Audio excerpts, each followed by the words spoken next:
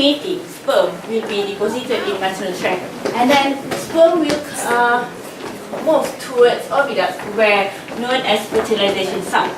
In oviduct, sperm will bind with oviduct cells, and this binding is very important for the maturation of the sperm. And this process is very crucial for the successful of fertilization. So, during this binding process, there's a lot of mechanisms occurs, such as gene and protein expression will be changed. However, in my research, I focused on the role of vesicles, known as extracellular vesicles, that's secreted by oviduct cells. So, these vesicles contain genetic materials that is very important for the cell-to-cell communication. So my aim of my research is to characterize the extracellular vesicles secreted by oviduct cells. By using a method known as size exclusion chromatography, I managed to isolate extracellular vesicles from cells, and I also managed to prove that extracellular vesicles carry small RNA, which is very important for the sperm maturation process. In addition to that, I also look at the electrical surface charge of the vesicles because this electric charge is very important for us to know how sperm and cell communicate with each other. So as a conclusion, this communication is very important for us to know because we can enhance our knowledge about how fertilization can occur, and also will help the researcher in the world to improve assisted reproductive strategy. Thank you. Terima kasih kepada Puan Nurul Akmal Jamaluddin. Seterusnya, persilakan Puan Asma Lali Muhammad Noor, calon PhD dari University of Southampton. Yang segala hormatnya dipersilakan.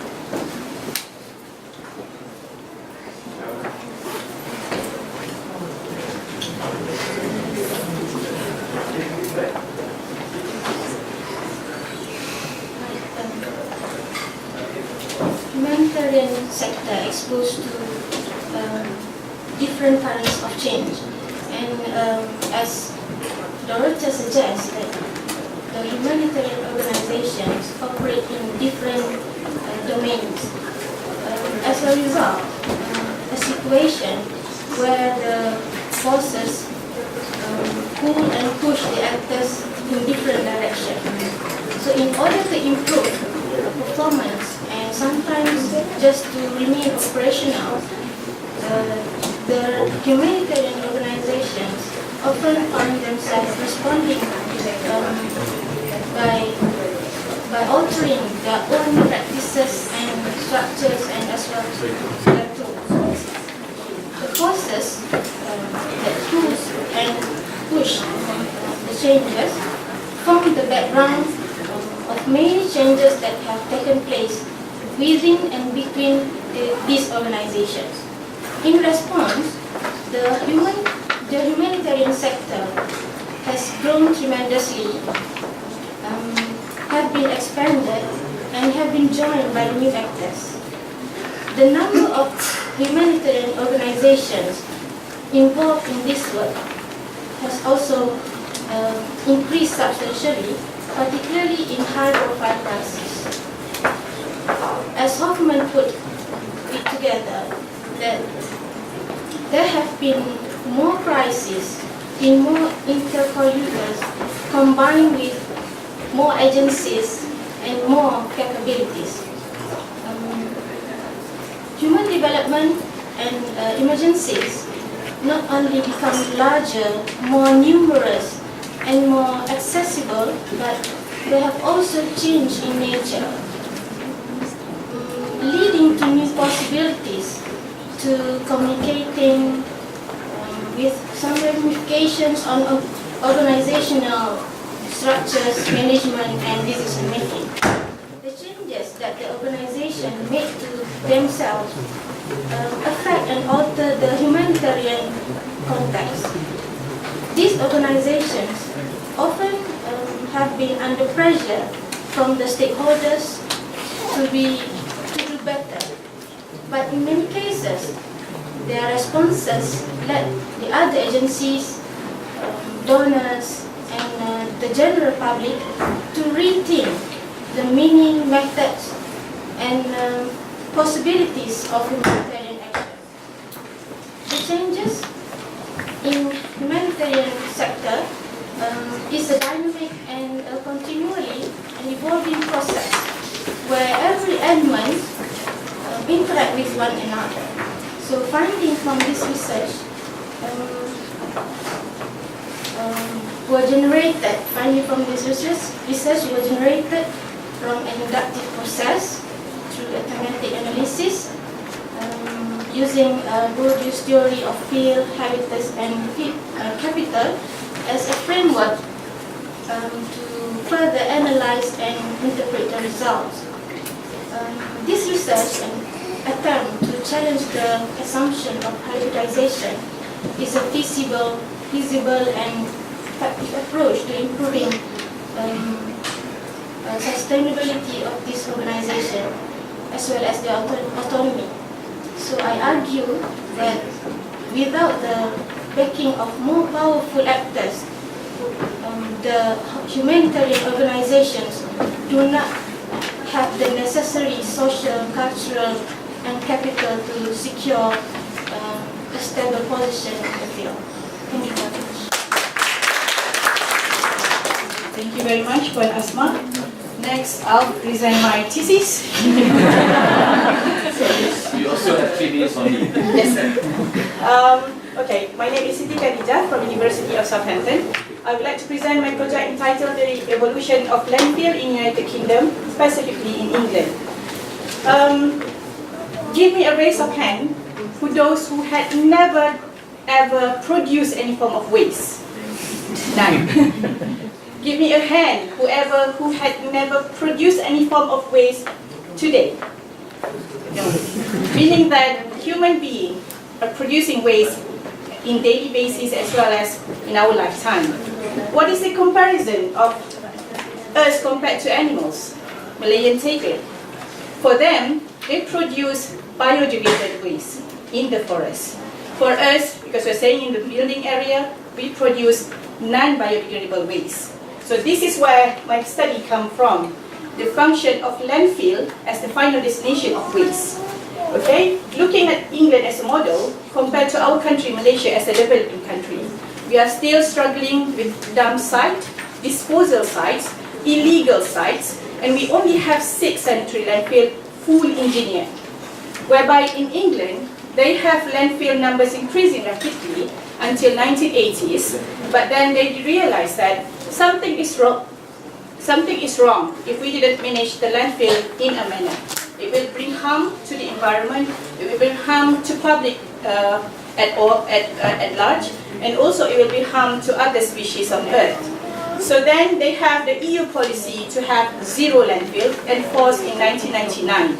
So if you look here, we have 70 rapidly increased to 6,000 landfills. Then it reduced in 2010 to 146 landfills only. What am I looking at? It's looking at the historical data of England. What are the factors that make landfills a need? And what are the difference of the landfills in England as compared to other developing countries? And also on the ecological part, when we talk about landfill, we measure everything in terms of engineering. We also have these 2 species, butterflies and birds, who occur at the area for 100 years. And they are coping with the pollution level from day to day. Some of them might be fatal. So by looking at the landfill characteristic from the satellite image, looking at the vegetation structure, as well as the GIS, looking at the distribution of the species, I want to look at what are the indications given by the species on the landfill management. And way forward, as I am a POTD officer, way forward, what could we do with that piece of land once it was closed, say, in 1910, towards 180 years over? Is that piece of land viable to remain as a landfill, to remain as a national park, or could we develop that to something else? With this, I thank you. Seterusnya saya ingin mempersilakan Puan Azim Zaliha binti Abdul Aziz, calon PhD dari University of Reading.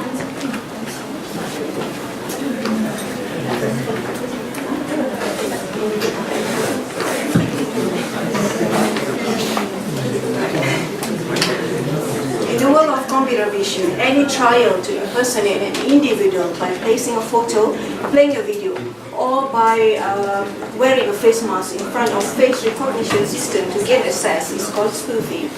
Therefore, face spoofing countermeasures is vital to avoid and impose that from gaining access to any security or biometric system, such as a border control in an airport. Okay, can any one of you tell me which one is a real face photos, which one is not? Some of you might get the right guesses and could be able to differentiate between those images.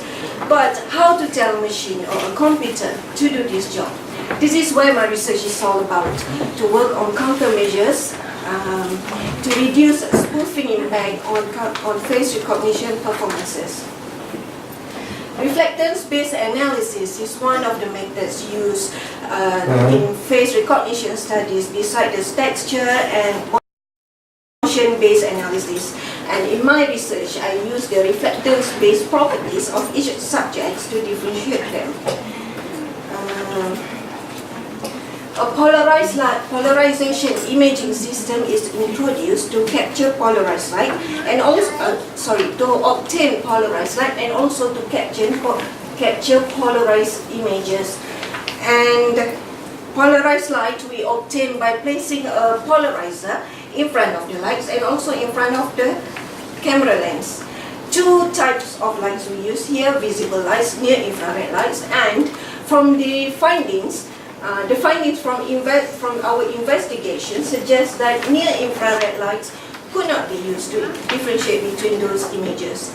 In contrast, visible lights give significant differences. And to measure the significant differences, we use our newly proposed algorithm, which we name it as Stokes' degree of linear polarization. And amazingly, our proposed algorithm achieved highest accuracy rate compared to other individual measures. Therefore, in conclusion, the result illustrates the robustness of our newly proposed algorithm for a small sample of subjects, because we only have 30 subjects in our experiments. So I will reveal the results here. The real images, the genuine photos, are A, D, F, and H. Anyone got the right guesses? Thank you. Seterusnya, majlis mempersilakan Isaudin Ismail, calon PhD dari University of Leicester. Yang segala hormatnya dipersilakan.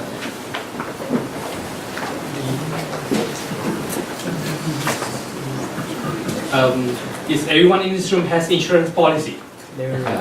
Or can I assume that each and every one of us has at least one insurance policy? Ladies and gentlemen, before I proceed, please don't get me wrong.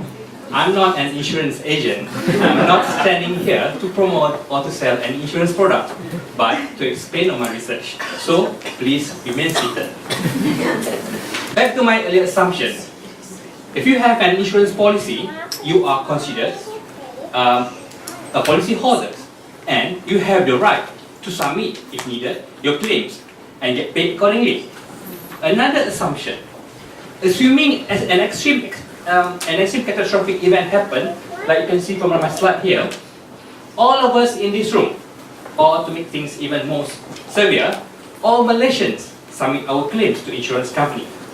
As a result, millions or probably billions of money need to be paid to policyholders. What happens if the insurance company is not able to pay our claims? I'm sure we don't want this scenario to happen, and the insurance company neither. And this is where my research plays a role.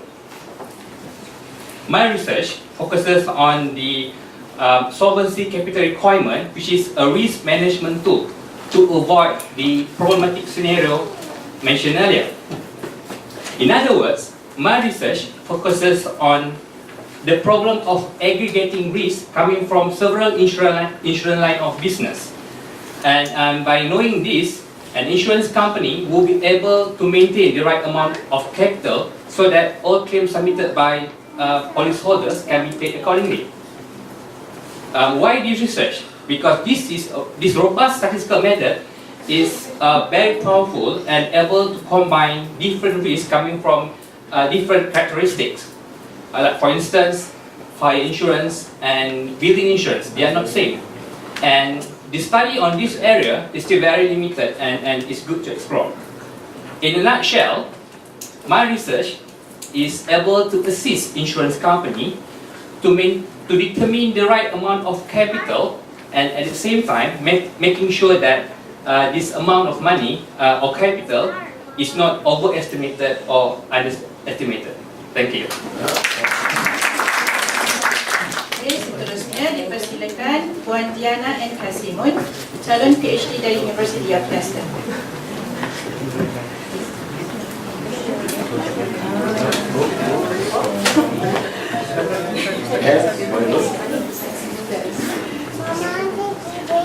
Nation building is a normative concept that means differently to different people.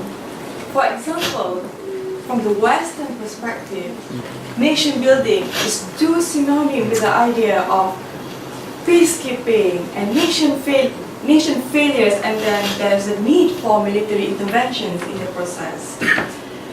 Somewhere else, nation building simply means national project or government agenda, and there's no need for tanks or any other weapon of mass destructions to carry out nation building process. So this is the kind of nation building that I'm looking at for my study. So therefore, we are looking at the use of communication in state in approaching nation building in this context. Government from around the world are moving away from the conventional top-down communication approach and reaching to its public. You know, just like how your mom used to tell you, don't do that, but you never got the chance to ask her why.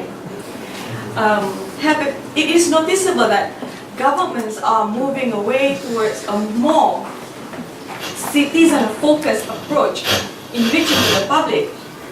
And this new trend is known as public engagement. Unfortunately, the term engagement itself has been criticized for not having a clear definition. Let me ask you, by the end of the day, what does engagement even mean? Do you know? If you don't, please tell me. I hope this will make my PhD so much easier. Having said that, engagement is still a subject under explore, and the term should be used only if its significance is fully understood. Some scholars even argue that governments should be able to distinguish between rhetoric and the actual practice in engagement process. By using Malaysia as my case study, I intend to answer this question by analyzing how Malaysian government approaches engagement in nation-building process. Does the idea of engagement change over time? We will find out. I hope I'll be able to make a distinguished contribution in the government strategic communication in the context of nation building, as well as towards understanding how government communication practice changes over time, particularly in non-Western contexts. With that, ladies and gentlemen, I hope I've been engaging enough to you. If you are still single, take it as a good news, because you're not going to get engaged to just someone, because you're going to get engaged to everyone. Thank you for your attention. Okay, dipersilakan untuk peserta kita yang terakhir, Encik Awang Zulhazri Zafizi, calon PhD daripada University of Leicester.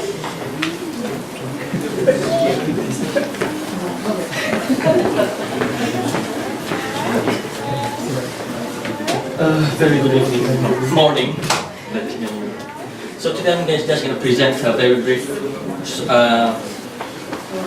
updates of my current research on evaluating the Malaysia-UK defence relations under the 5 Defence Power Arrangement signed 1971. So we know that as a nation, survival of the nation itself is of paramount importance. And a young Malaysia in 1971, when British decided to withdraw from east of Suez, we still need some sort of support. But now things have been changing. Things are different now. We have grown, we have modernized our military. So is it still essential that we have FPDA, 5 Power Defense Arrangement, as our engagement platform with the United Kingdom? Is it still justifiable that we have foreign military troops in Butterworth? So, throughout my research, I have seen that, first of all, FPDA is not an alliance in the generic sense of the word. It's like a taunt. In the event of attack, they don't have commitment to defend us, but what will happen is we will consult one another and then we decide what to do. There's no commitment for joint military action. 1,192, that's the number of military and weapon systems that have been provided by the UK since 1971. The UK still is the main military hardware provider for us, at least in the context of FPDA. But at the same time, we still acquire mostly from the United States. So again, the question begs, it begs the question whether FPDA is still important for our Malaysia-UK defense relations. But yeah, at the same time, I also happen to discover that our defense relations with the UK, and especially our relations with Australia and New Zealand through FPDA, it's very important for our hedging strategy against China. China has been expanding, flexing its muscle in South China Sea. So having a good, strong friends is beneficial for our sense of security. FPDA, unfortunately, is not without its drawback. Initial and very cursory review of the documents suggests that, well, first of all, the Borneo states, Sabah and Sarawak, is not covered under FPDA. Although one of the main arguments for the formation of Malaysia in 1963 was that, it provides security to the Borneo states. But Borneo states, they are not part of FPDA. So what can we do about it? And secondly, the EEZ, our exclusive economic zone, is also not covered under FPDA. And that's what's been happening in South China Sea, what China has been doing there, and what can we do with it. And to that, I conclude my presentation. Thank you. Majlis merakamkan ucapan terima kasih kepada semua pembentang 3-minute thesis. Sebelum majlis diteruskan, terdapat sedikit pesanan penanda. Yang pertama, sesi pembentangan poster akan berlangsung di Dewan Utama Aras Basement. Tuan-tuan dan puan-puan sekarang berada di Aras G. Okay? Usai sesi pembentangan poster, Titip kehormat dan hadirin sekalian dijemput untuk menikmati jamuan makan tengah hari di luar dewan ini mulai jam 12.30 tengah hari. Waktu solat Zuhur bagi kawasan London adalah pada jam 1.02 petang dan surau berada di Aras Basement bersebelahan kantin. Hadirin semua boleh menggunakan tangga utama di lobi atau laluan di luar melalui kantin. Dan tuan-tuan dan puan-puan dimohon untuk kembali ke dewan ini pada jam 2 petang. Baiklah.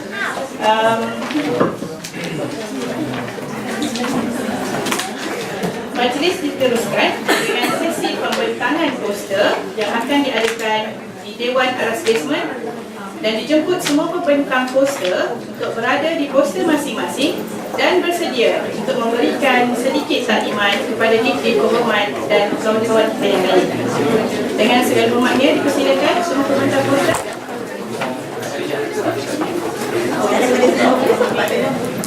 Okey, kita ada 4 poster di dewan ini.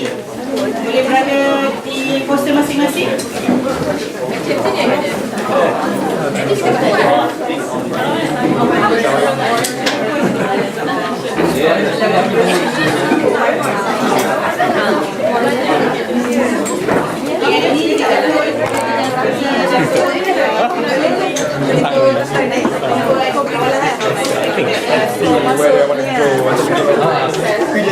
Oh, okay, yes. Excuse me.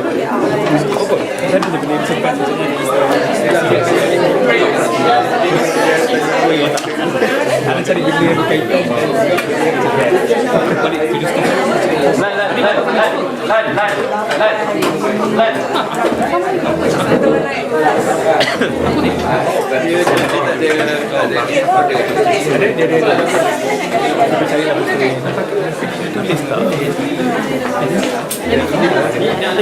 Air aku dah tak ada apa.